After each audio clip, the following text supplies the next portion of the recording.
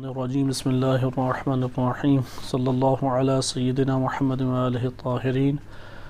غالیوں کے بارے میں آئمہ اہل بیت علیہ السلام کی احادیث آپ کی خدمت میں پیش کی جا رہی تھی۔ حدیث نمبر 5، یہ حدیث جس کا انتخاذ آج ہم نے کیا ہے یہ بھی صحیح سند روایت ہے۔ الخصال میں شیخ صدوق رحمۃ اللہ علیہ نے بھی ذکر کی ہے، اور تحف العقول میں ابن شعبہ الحرانی نے ذکر کی ہے۔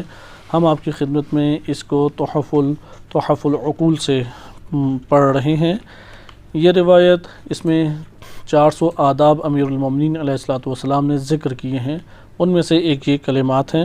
امام علی علیہ السلام فرماتے ہیں ایاکم والغلو فینا، ہمارے بارے میں غلو کرنے سے اجتناب کرو، بچو ہمارے بارے میں غلو کرنے سے۔ قولو، تم لوگ ہمارے بارے میں کہو، انا عباد مربوبون، کہ ہم بندگان خدا ہیں، ہم اللہ کے عبد ہیں۔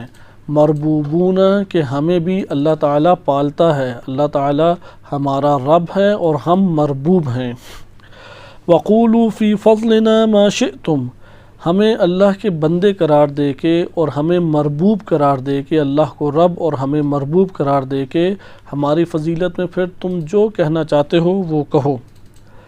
من احبنا فلیعمل بعملنا، جو شخص ہم سے محبت کرتا ہے اسے چاہیے کہ ہمارے عمل کو وہ انجام دے، جو ہم اعمال انجام دیتے ہیں اسے چاہیے وہ عمل انجام دے۔